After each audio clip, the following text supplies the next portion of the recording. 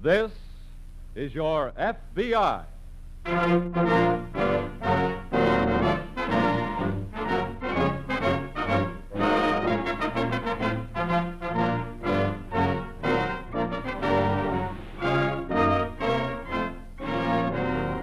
This is your FBI, an official broadcast from the files of the Federal Bureau of Investigation, presented as a public service by the Equitable Life Assurance Society of the United States.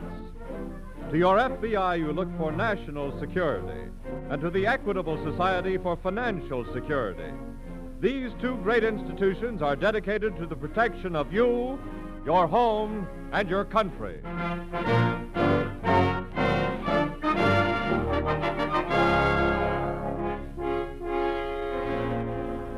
Tonight, the story of a crime against the community, auto theft.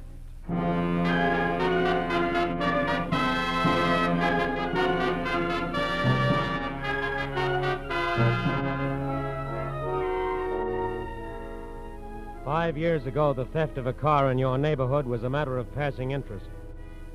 In a newspaper, it was reported on the back pages or not at all. But today, the automobile has graduated from the luxury class to one of vital necessity. An automobile in first-class condition is a high-priced commodity, and there are hundreds of buyers for every seller. Into this fertile field of buyers at any price has moved the racketeer. A racketeer who needs only a car, a stolen car, a forged bill of sale, and an unsuspecting buyer. Mobility is his chief asset, but it's also his chief liability. Because the act of driving a stolen car across a state line is a federal offense. And the FBI, in cooperation with local law enforcement agencies, has been relentless in this war against this type of criminal. Sometimes the first lead on a case of this type comes as the result of a routine check, beginning as this one did with a couple driving along a road south of Richmond. A distinguished-looking couple, a couple just married. How can you even see, darling? That rain is coming down so hard. We'll stop at the next town if it doesn't let up. Tired? No, I feel fine. This was a wonderful idea. What, dear? This trip. Not much of a honeymoon, having to mix business in along the way. Oh, darling, I love it. This is the way I've always wanted to live. I used to go crazy being cooped up in the same place, seeing the same people. That can be dull. My mother was wonderful. She couldn't understand how I just met you and 3 weeks later wanted to marry you. She said I didn't know you, didn't know your background. Well, mothers are like that. I just told her I didn't care. Charles, look out, we're skidding. Faye, are you all right? Yes, I think so. Oh, thank heaven. How about you? I'm okay. Oh. What's the matter, dear? Look at the front of the car. Oh. Yeah. Let's get out. It's all smashed. I know. Let me help you, dear. Thanks. Where are you going? Just getting the license plate. License plate? Aren't you going to call a garage? No, it's too much bother, dear. Then what are you going to do? Leave the car here. What? Now, don't worry, sweetheart. I'll get another one tomorrow.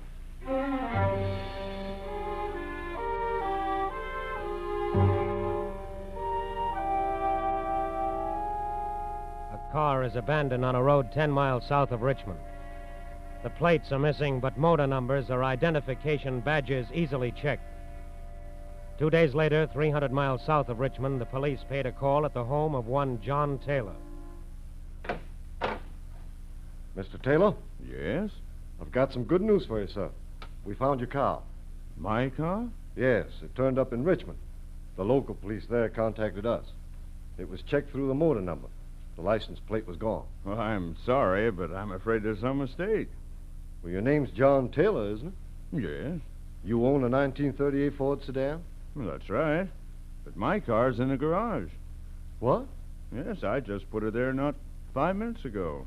Are you sure? Just take a look. There. See it sticking out?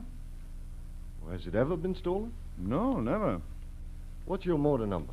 Oh, just a second. I'll look at the registration. I don't understand. How come your car turns up in Richmond when it's really here? The motor number is 321264. Well, that's the same number, all right. Maybe you'd better tell somebody about this. Yeah. Maybe it'd better be the FBI.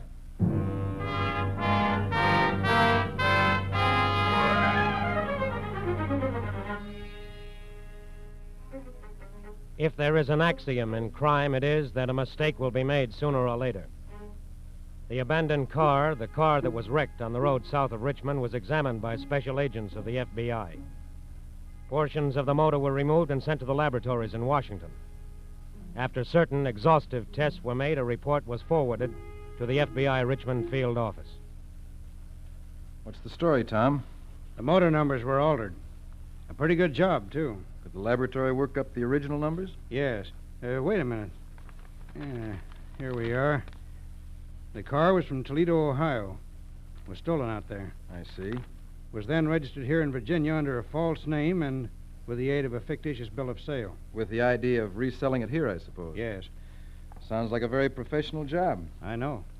What about that couple who abandoned the car? Well, we have a general description of them from the farmer who picked them up. He dropped them off here in Richmond? Yes. Excuse me. Rice speaking. Yes? Yes. Wait, let me write that down. Pencil? I have one, thanks. Go ahead.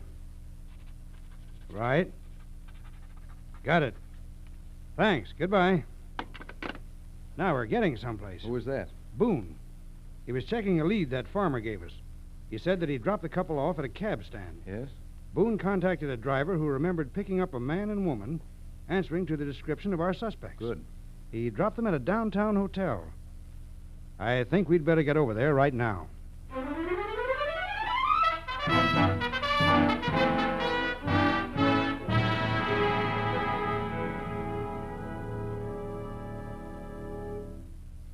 Go ahead, gentlemen. Thank you. Thanks. Take us to the 4th floor, please. Yes. This is the only couple who answers to the description you gave me. Their name is Meade. That's right. Mr. and Mrs. Charles Meade.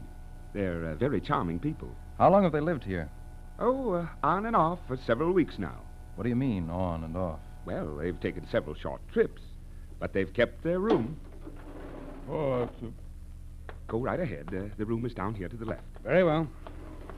Do you know anything about what business Mr. Meade is in? Why, he's a salesman of some sort. I don't know his line. You've talked with him? Oh, yes, we've been quite friendly. I've dined with him several times.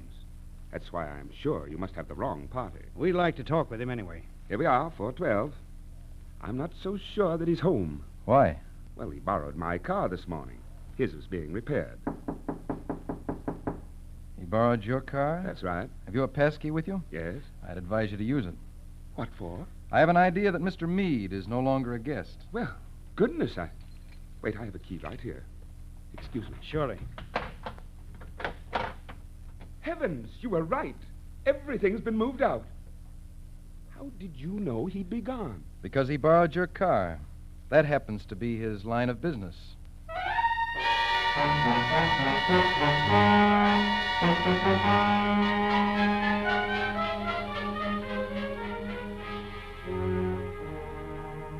Even though the human memory is inaccurate and no two people see the same object exactly alike, verbal descriptions of an individual may enable the laboratories of the FBI to create a sketch of a face that will be amazingly exact.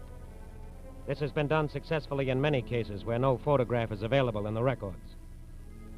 A description of Charles Meade and his wife was teletyped to all law enforcement agencies in the neighboring states. But professional car thieves move swiftly. And even as the alarm was on the wires, the Meades were already established in another hotel in another city 200 miles west of Richmond. Faye, Yes, dear? did you see my brown gloves? They're right here on the dresser. Oh, thanks. How do I look? Oh, very handsome. Well, I have to run over now and see a prospect. Charles, Yeah? before you go, I'd like to talk to you about something. Honey, I really have This to... is very important. It's about you. Well, Darling, what do you really do? what do you mean? Your work. Well, I told you I'm a salesman. I know that's what you've told me. But I'd like you to explain a couple of things. Like what? Well, the things that happened back in Richmond. I don't know what you're talking about, honey. That car we wrecked. You're just leaving it there. I attended to that later. I had it sent to a garage. I don't believe you. Oh, well, now, You want me Fay, to tell you what I do believe? Do you? All right. That was a stolen car, wasn't it? That's how you make your living. Yeah. I thought so. Look, darling, I couldn't tell you. Why? Because I love you. I knew if you ever found out the truth, that would be the end of us. That would be the end of... What are you laughing at? You. Huh? Why did you think you could keep it from me, Charles? And why did you think it would matter? Fay. Come here. Well? I think it's wonderful. What? I love it. And I want to work right along with you.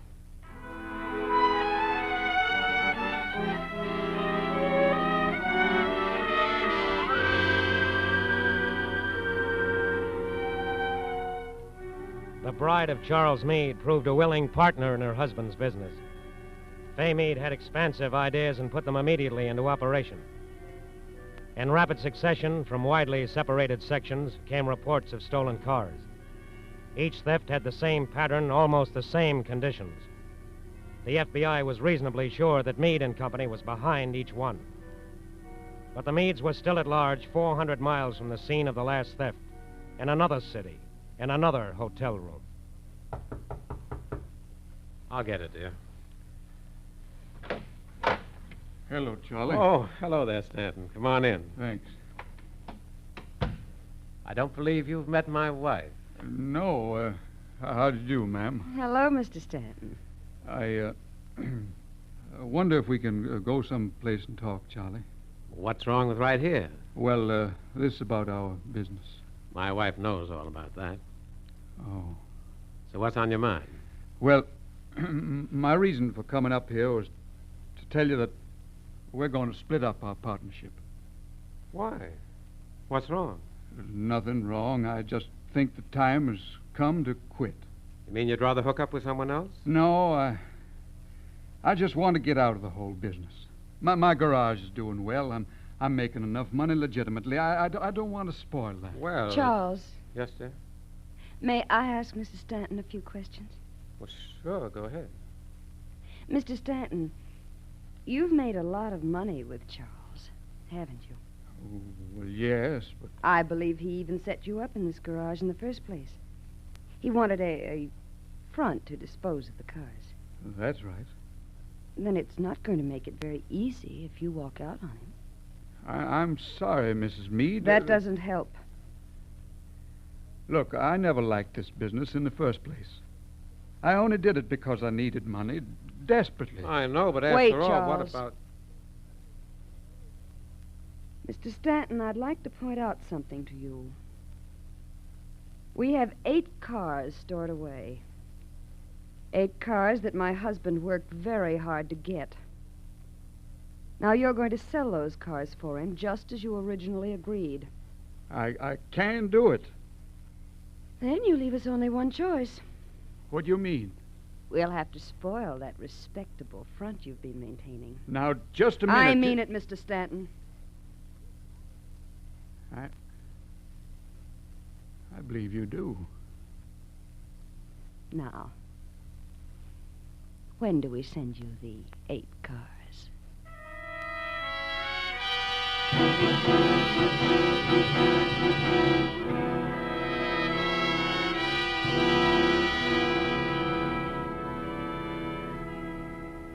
To the FBI, the case of Charles Meade was open. And an open case means that the entire facilities of the FBI are working without pause, searching every possibility, every source where a clue may be. The motor vehicle records of the state of Virginia were exhaustively checked and rechecked. It was discovered that over 24 cars were fraudulently registered. Cars from over 24 states. Motor numbers changed, fictitious bills of sale issued. Most of them had been sold to innocent dealers. Dealers whose recollection of the seller reconfirmed the picture of Charles Meade. One sale, a sale of 8 cars to a garage in North Carolina, was a real clue. A real possibility for positive information. Agents of the FBI paid a visit to Mr. Stanton, the owner of that garage. See, gentlemen, I'm just at a loss to understand any of this. I purchased those cars in good faith. You had no idea that they were stolen, Mr. Stanton? None whatsoever. Who sold them to you? Was various people. People you knew? No. According to the registration records in Virginia, one man sold all of those cars to you, Mr. Stanton. Well, Suppose you give us the real facts. one man did sell them. But he told me he represented several owners. Who was this man? His name was, let me see, Crawford. George Crawford. How did you meet him? He answered an ad I put in the papers. And then he came here at my garage. Can you describe him? Not too well. Do you mind if we take a look around the garage here, Mr. Stanton? What for? Just a routine inspection. Very well. Go ahead. I'll go out back to the office, get you those registrations. Thanks.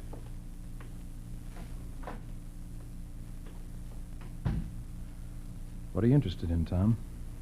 That workbench over there. Come on. I noticed it on the way in. It had some very familiar equipment on it. Look it over. Well, electric drills, buffing machine. Not forgetting those sandpaper discs and that steel brush. Very handy equipment to alter motor numbers on stolen cars. Yes. Do you think... That came from the office. Yes, come on.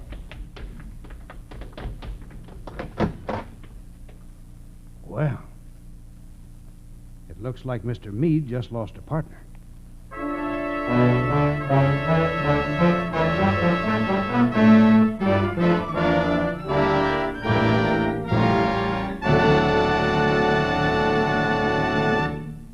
We momentarily close the Federal Bureau of Investigation file on Charles Meade, car thief.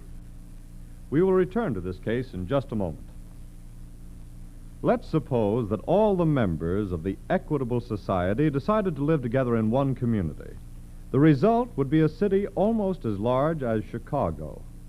For this society now has over 3,200,000 members. Actually, of course, these equitable members are widely distributed.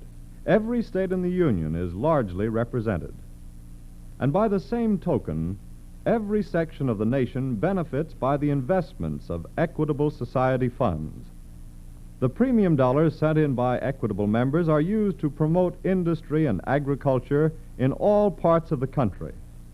Equitable dollars help finance shipbuilders on the Pacific Coast, ranchers in Wyoming, oilmen in Texas, miners in Minnesota, coal producers in Pennsylvania, farmers and workers throughout the land. And so this great mutual organization is indeed well named the Equitable Life Assurance Society of the United States. In both its membership and the distribution of its investments, it takes in the entire United States. And so you see, by serving its members, the Equitable Society serves America. And now back to the file on Charles Meade, car thief.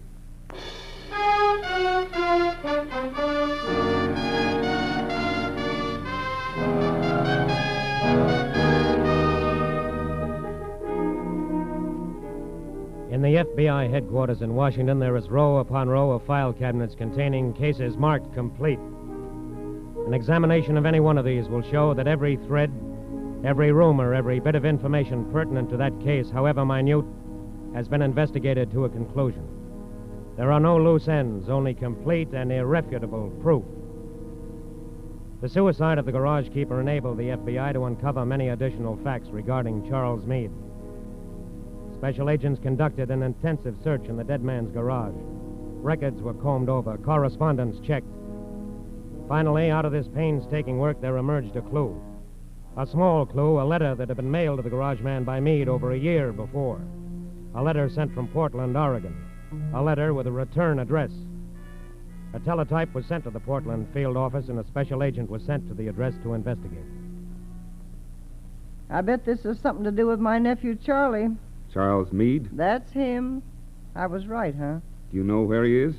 Nope, I haven't seen him in over a year. He went east to Cleveland, but I know he isn't there anymore. Why not? 'Cause I wrote him at the address he gave me. The letter was returned. May I have that address anyway? Sure, but I don't think it'll do you any good. Charlie moves fast and often.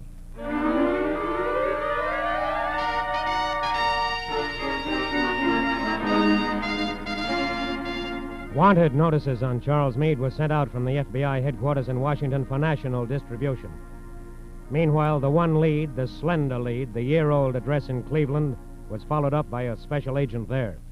No, Mr. Meade hasn't lived here in, let me see now, at least 8 months. Did he leave any forwarding address? No, he just packed his trunks and left. Trunks? Yeah, 2 of them. How were they moved? Well, I believe it was American Express. Thank you very much.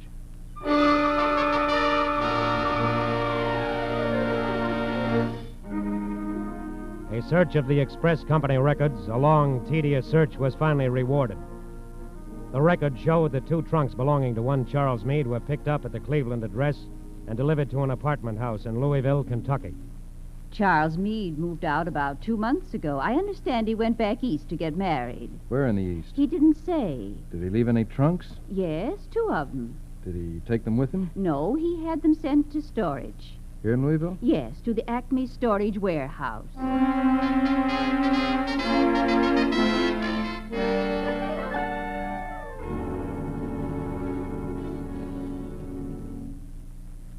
I hope there's something in these trunks after getting a search warrant and all. Let's examine this one first. Right. Now, let's see. 1, 2, 3 suits and a topcoat here. We'll try the drawers. Well, What is it? a box of keys. Car keys. That would be Mr. Meade, all right. Here's some cans of automobile paint. For retouching purposes. Yes. What story did you get from the warehouse people? They said he paid them 2 months in advance. And no further word from him. No, none at all. That 2 months should be up. It is. He owes the money now. Well, we've got one good chance then. That he'll get in touch with the warehouse? Yes. And give us a chance to get in touch with him.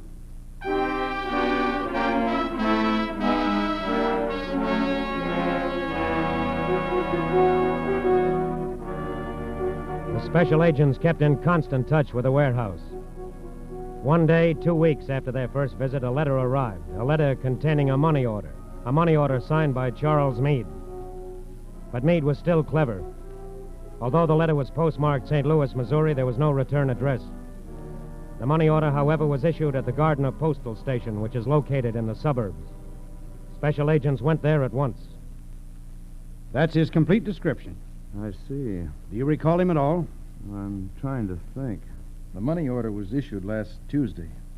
Well, that might be a help. Tuesday. Well, that was a pretty slow day. Did any strangers come in here at all? Yes. Yes, I remember now. The fellow came in here around noontime. Yes. He was... Well, say, he looked just like the fellow you described. Are you sure? Of course. I remember him real well now. He told me he was just driving through. Did he say where he was heading? No. Oh, now wait, though. He did ask one question. What was that? He wanted to know about a good tourist camp. Yes? I recommended Brockton's place. That's about 6 miles further out. Brockton's place. Let's go, Tom.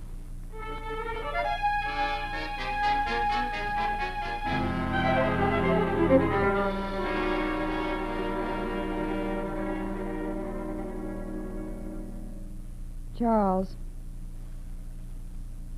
Charles, Yeah? are you going to sleep all day, darling? No. No, I'm getting up. What time is it? Almost noon. Oh, I'm dead. You got a good night's sleep. Honey, a dozen nights' sleep would just about get me even. Come on now, get up. We have to start packing. Yeah, I know. That's just about all we do in life. I'm getting awful sick. Now, let's not go into that again. But, Faye, look, we've got enough money now, enough money to settle down in one spot and enjoy ourselves for a while. Oh, no. Well, honey... Listen, Charles, I've told you. I spent all my life being settled in one spot. I never want to do it again. Oh, we can't keep living like this. Bad hotels, tourists, I camps. like them. I love going from place to place, and that's what I intend to do. With or without you, darling. What do you mean? If you want that settling down business, you do it without me. Oh, now, wait a minute. I mean it. Okay, honey. You win. Who's that? How do I know? Wait. Yeah? How are you, Mr. Meade? Who are you? We're special agents of the FBI. Charles. Stay where you are.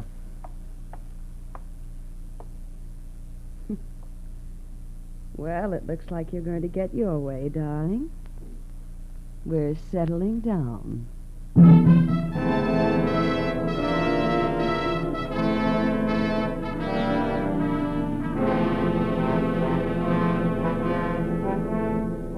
Abnormal conditions brought on by the war have opened lucrative fields for the criminal.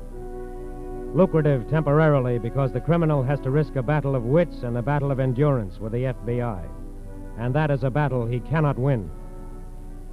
Last year alone, over $5 million worth of stolen cars were recovered, and over 2,000 car thieves were convicted. The FBI is and will be relentless in the apprehension of anyone threatening the security or rights of the people of the United States. It is your organization. It is part of the government, and the government is you.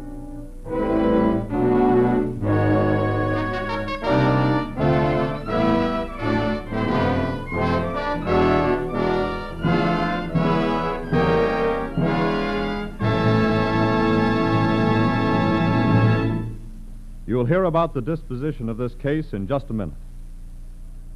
Will you join the Equitable Society in a salute? A salute to the men who weld the plates and hammer home the rivets, to the men and women whose strong right arms have built ships and more ships far faster than Nazi U-boats and Jap suicide planes could sink them. Since war was declared, America's shipyards have added 100,000 vessels to the Navy. And for the Navy and Merchant Marine together have launched $40 billion worth of shipping. And all this in addition to countless repair jobs on all types of vessels, from battleships and flat tops to submarines and minesweepers. That's proof, if any proof was needed, that the way we do things in America is more than a match for any other way or any other system, bar none. Members of the Equitable Life Assurance Society of the United States are proud to know that their premium dollars have backed up the shipbuilders, that Equitable Society funds are invested in this, America's second largest war industry, as well as in scores of other great manufacturing enterprises now concentrating on war production. In wartime, Equitable Society dollars are fighting dollars, and at all times, they are security dollars for you, your home, and your country.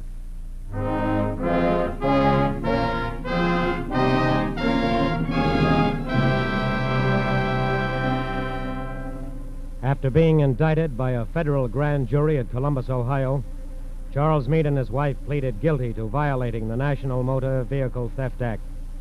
They were each given sentences totaling 20 years in a federal penitentiary.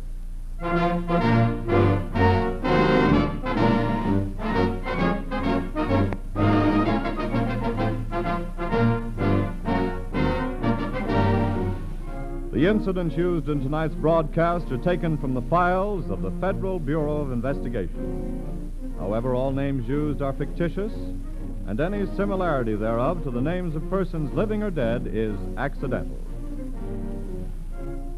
Tonight, the music was under the direction of Van Cleve. Your narrator was Frank Lovejoy. This Is Your FBI is a Jerry Devine production. And now this is Carl Frank speaking for the Equitable Life Assurance Society of the United States and inviting you to tune in again next week at this same time for This Is Your FBI. This is the American Broadcasting Company.